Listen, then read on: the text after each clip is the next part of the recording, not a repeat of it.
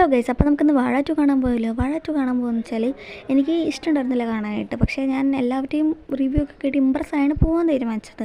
എപ്പോഴത്തേയും പോലെ ഞങ്ങൾ വൈകിയാണ് റെഡിയാവാൻ തുടങ്ങിയത്. ഞങ്ങൾ ഇച്ചിരി ഫാസ്റ്റായിരുന്നു. കാര്യങ്ങളൊക്കെ ചെയ്ത് വന്നപ്പോഴത്തേക്കും ഇച്ചിരി വൈകിപ്പോയി.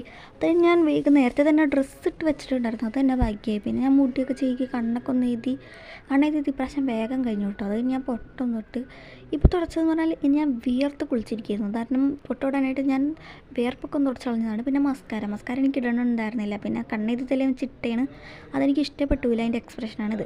അത് കഴിഞ്ഞ് മുടി കെട്ടിട്ട് ഇതുപോലെ ഒരു ബ്ലാക്ക് പുഷ് ഫസ്റ്റ് കെട്ടി സെക്യൂർ ആക്കും. അത് കഴിഞ്ഞ് ഞാൻ ഒരു ക്രഞ്ചീസ് എടുത്ത് കെട്ടും, കാരണം ഇത് ഊരിപ്പോരും. പിന്നെ ഞങ്ങൾ വേഗം ഇറങ്ങി സിനിമാ തിയേറ്ററിൽ. ഞങ്ങളുടെ കൃത്യനിഷ്ഠ കാരണം ഞങ്ങൾ ഒരു 10 മിനിറ്റ് കഴിഞ്ഞിട്ടാണ് എത്തിയത്. വാഴ 2 എന്നൊക്കെ എഴുതി കാണിക്കുമ്പോഴായിരുന്നു ഞങ്ങൾ എത്തിയത്. പിന്നെ സിനിമയെക്കുറിച്ച് പറയാനാണെങ്കിൽ അടിപൊളിയായിരുന്നു. ആ പോസ്റ്ററിൽ പറയുന്ന പോലെ തന്നെ ബയോപിക് ഓഫ് ബ്രില്യൻ ബ്രോസ് ആയിരുന്നു. ഓരോ റിയൽ ലൈഫ് ഇൻസിഡൻസ് ആയിരുന്നു ശരിക്കും ആ മൂവിയിൽ കാണിച്ചിട്ടുണ്ടായിരുന്നത്.